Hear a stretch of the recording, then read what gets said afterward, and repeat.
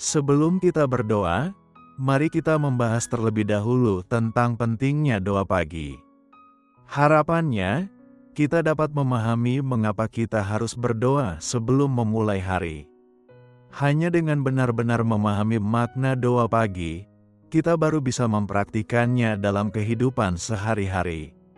Tidak semua doa pribadi memberikan hasil yang nyata, tetapi doa pribadi pasti mendatangkan upah. Setiap orang membutuhkan tempat untuk menyendiri bersama Tuhan.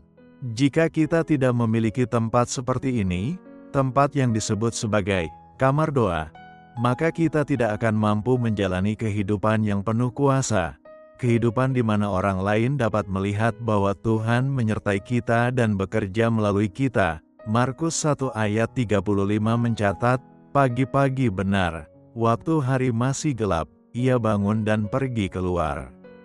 Ia pergi ke tempat yang sunyi dan berdoa di sana. Yesus memahami nilai dan kuasa dari doa pribadi di pagi hari. Bahkan, dia sangat mengerti pentingnya waktu sendirian bersama Tuhan. Yesus menghabiskan waktu 40 hari 40 malam di padang gurun untuk berpuasa dan berdoa. Kemudian, sebelum penyaliban, dia kembali menghabiskan waktu sendirian berdoa di Taman Getsemani. Teladan Yesus ini sangat penting bagi setiap orang percaya. Jika kita tidak meluangkan waktu bersama Tuhan, kita tidak akan dapat melakukan pekerjaannya. Jika kita tidak dipenuhi olehnya, kita tidak akan mampu hidup dalam iman. Bahkan untuk menjalani hidup yang menyenangkan hatinya, setiap orang yang mengaku mengikuti Kristus harus meluangkan waktu untuk menyendiri dan mengisi ulang iman mereka. Mereka perlu meluangkan waktu untuk berbicara kepada Tuhan, mengenalnya secara pribadi, bukan hanya melalui khotbah yang didengar secara daring. Luangkan waktu untuk membaca firman-Nya dan merenungkan rencana Tuhan bagi hidupmu. Luangkan waktu untuk berdiam diri dan mengenal bahwa Dia adalah Tuhan. Sekarang, izinkan aku menantangmu, berdirilah dan jujurlah pada dirimu sendiri. Apakah kamu sudah berdoa seperti yang seharusnya? Apakah kamu meluangkan waktu untuk memperbarui imanmu? Apakah kamu memiliki tempat di mana kamu dapat berdoa tanpa gangguan? Tempat di mana kamu bisa berdoa dengan bebas?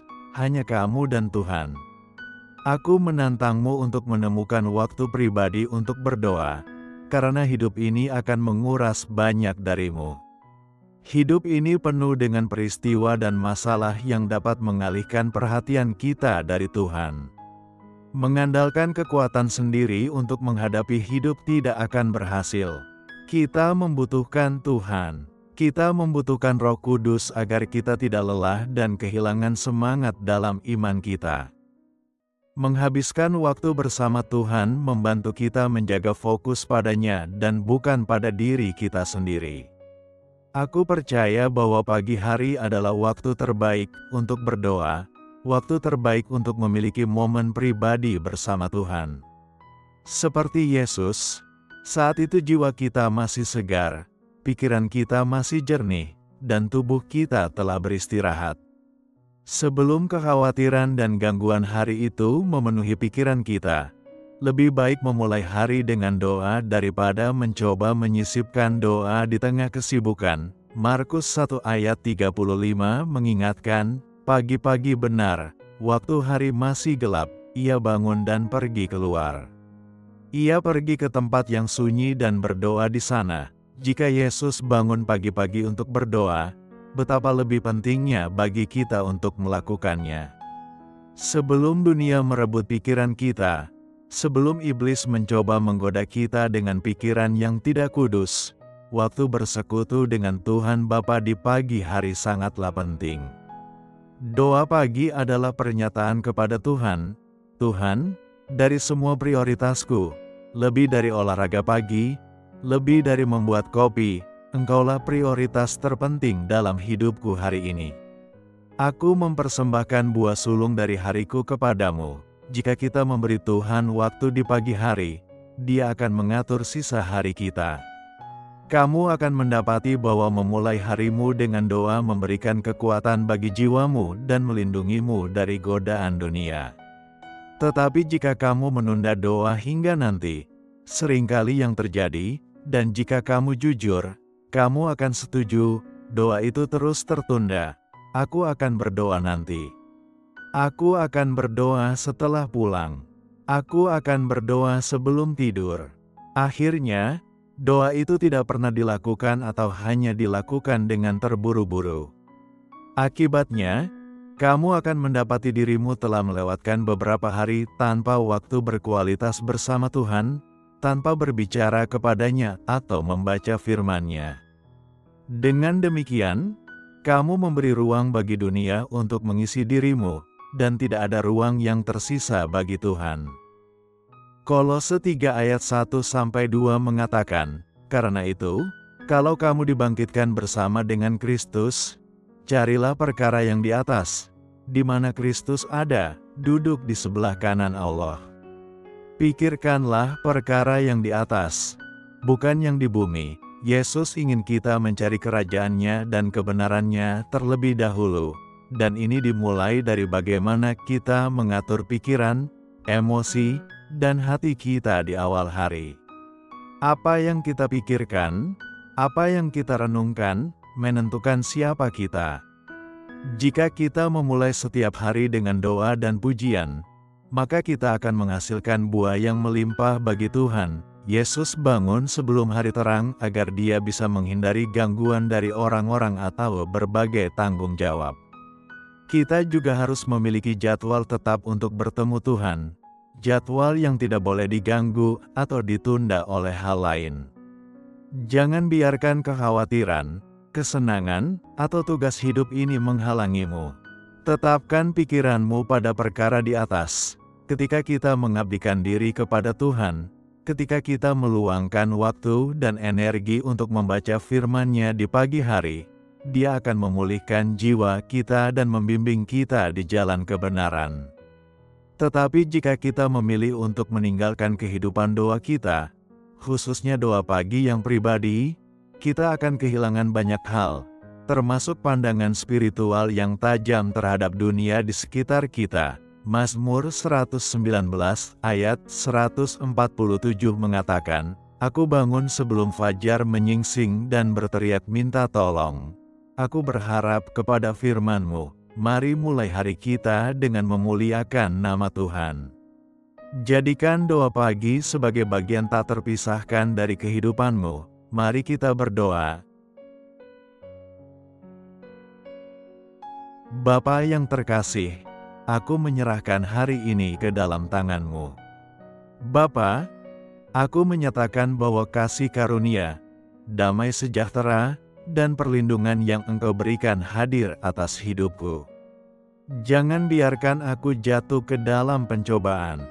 Berikanlah aku kekuatan dan kasih karunia agar hatiku tetap murni, jauh dari segala hal yang tidak berkenan kepadamu.